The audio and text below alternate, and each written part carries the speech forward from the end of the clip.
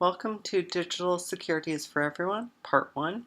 I created this training for people who are not really sure about how to protect themselves online, but want to know how to get started.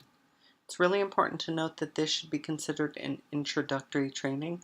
This is not going to cover every single thing that you'll need to do. It does not cover every single thing that you can do.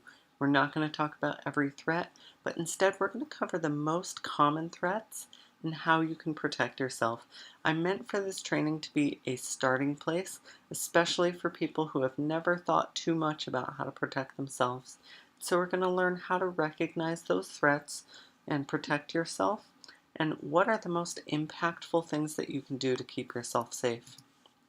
These are the main topics that we're going to be covering during this training, and I promise that this is the most that will ever be on one slide at a time.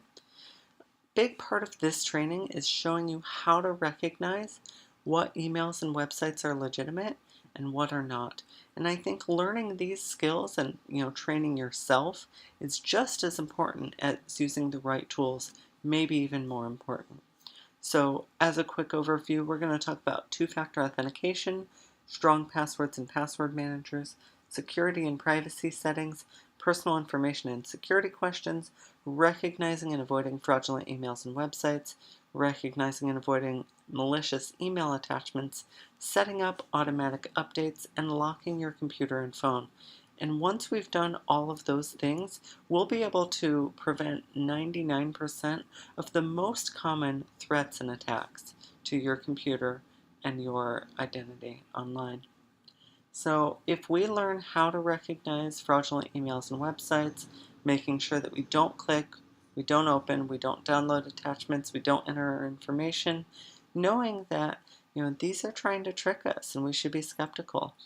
If we can keep our software up to date, if we use strong passwords and a password manager, and we use two-factor authentication where it's available, then we're going to be able to keep ourselves safe. Now, don't worry if there's some jargon that you don't recognize. That's okay, and we're going to talk about it. And in this video series, there's going to be lots of examples, and you'll be able to watch it again and again.